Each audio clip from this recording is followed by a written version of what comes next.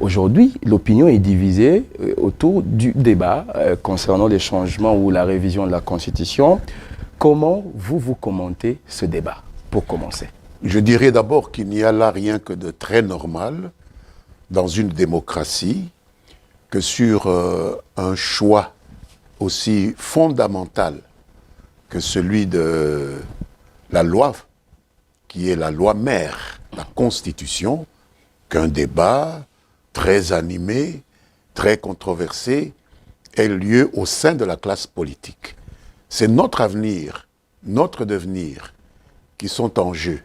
Et donc il est normal que les Congolais puissent chacun faire entendre son point de vue, le son de sa voix, parce que c'est un problème qui concerne tous les 110 millions de Congolaises et de Congolais. Donc il ne faut pas dramatiser, qu'il y ait un débat, c'est tout à fait normal. Ce qui est plus important, c'est le contenu du débat, c'est les orientations qui vont en sortir et c'est leur impact sur le bien-être collectif des Congolaises et des Congolais. Et donc vous êtes favorable à un changement ou à une révision de la loi fondamentale? Tout à fait, je pense que la situation actuelle du pays commande à ce qu'il y ait des réformes. Et des réformes qui ne peuvent pas se faire en dehors de la loi mère, c'est-à-dire des réformes constitutionnelles. Cela fait maintenant exactement 20 ans que nous nous sommes donné la loi fondamentale qui nous régit aujourd'hui. Je pense que 20 ans, c'est un âge suffisamment long pour nous permettre de revisiter ces dispositions que nous nous sommes données. Quels ont été leurs impacts? Quelles ont été leurs influences sur notre vie quotidienne? Corriger là où il faut corriger, renforcer là où il faut renforcer. C'est un droit inaliénable du peuple congolais. Et il n'y a personne qui peut lui enlever ce droit. Et donc l'argument principal, à vous suivre, c'est donc la durée qu'a fait cette Constitution, puisque vous parlez de 20 ans. Il y a la durée, et puis il y a aussi l'évolution des composantes de ce que nous appelons le peuple. Vous savez, le peuple, c'est une entité qui se fixe dans des circonstances de temps, dans des circonstances de lieu, dans des circonstances d'histoire. Et donc, le peuple d'aujourd'hui n'est pas le peuple de 2003-2006. Il a évolué. Mais le concept du peuple contient en lui-même des droits inaliénables qu'on ne saurait remettre en cause. Personne ne peut enlever au peuple le pouvoir de décider de son sort, de ce qu'il devient. C'est la quintessence même de la notion de démocratie.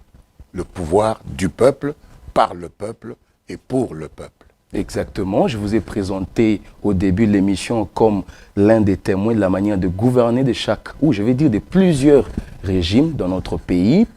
N'est-ce pas que ce peuple s'est déjà décidé en 2005?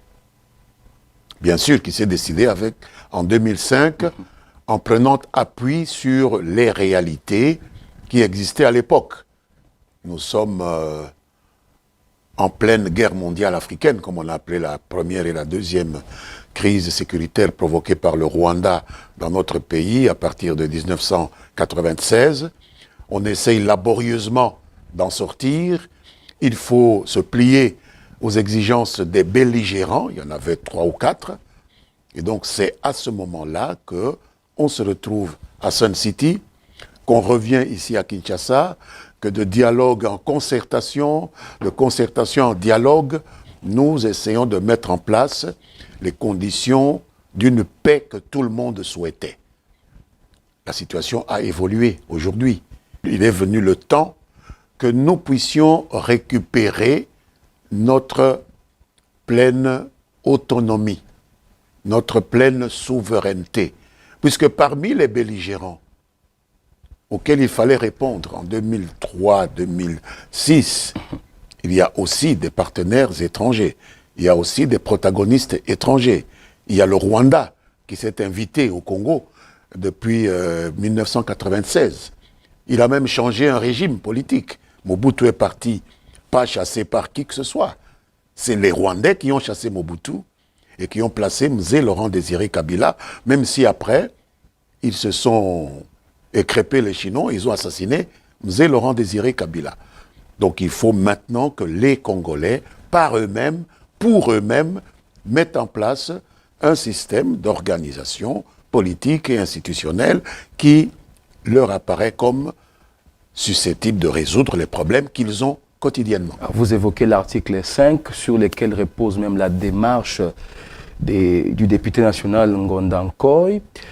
Mais lorsque vous lisez la Constitution, il y a la révision qui est prise en charge par la loi mère et non les changements.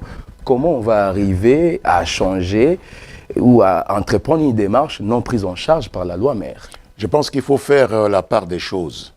Ce qui est dit dans la Constitution, ce qui limite les initiateurs d'une révision constitutionnelle concerne les détenteurs du pouvoir, les détenteurs du pouvoir qui est reconnu à un peuple d'agir, d'une part par ses représentants, que nous sommes, oui, députés, sénateurs, députés provinciaux, conseillers communaux, gouverneurs, présidents de la République, etc., mais n'implique pas le souverain primaire qu'est le peuple.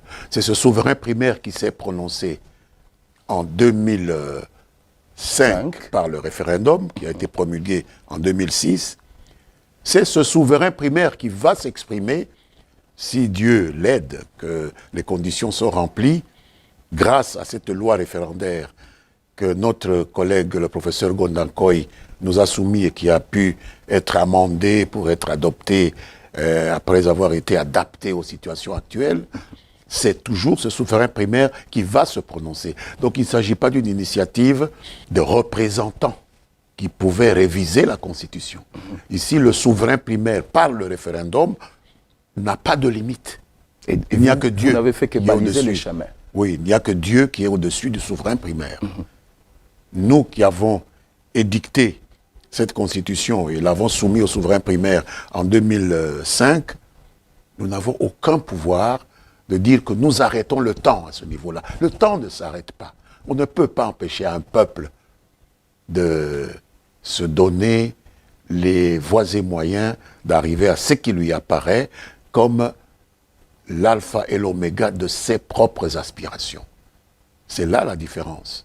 Alors, je vous avais posé cette question, mais je la pose autrement. Honorable Lambert Mende, qu'est-ce que nous voulons? Où le peuple veut réellement changer dans cette constitution-là? Vous en avez une idée? Oh, il y a beaucoup de points qui sont à revoir. Il y a des choses qui étaient tout à fait compréhensibles dans le contexte de 2005-2006, c'est-à-dire l'après 1996, l'après intrusion du Rwanda dans les affaires congolaises, qui continue encore jusqu'à aujourd'hui. D'où il faut faire maintenant la part des choses entre l'adoption de cette loi référendaire, que beaucoup confondent avec l'adoption d'une nouvelle constitution. C'est ridicule. Une loi référendaire n'est que la mise en œuvre d'une disposition prévue dans la Constitution, et la Constitution ne pouvant pas s'appliquer ex abrupto. On n'applique pas la Constitution comme ça. On passe par des lois qui mettent en œuvre, mettent en application les dispositions, les prescrits normatifs inscrits dans la Constitution. Et donc, jusqu'aujourd'hui, le Rwanda est encore présent sur notre territoire. Je n'ai pas, moi, la conviction que nous ayons intérêt, même si nous sommes dotés de la loi référendaire, à procéder au changement ou à une révision de la Constitution pendant qu'une partie du territoire national est occupée. Non. Se doter d'une loi référendaire qui est un cadre normatif, un cadre directif de comment on peut consulter le peuple souverain, ça ne veut pas dire édicter une nouvelle Constitution. Il faut être de mauvaise foi pour confondre les deux étapes. Donc voilà la situation telle qu'elle se présente. Alors,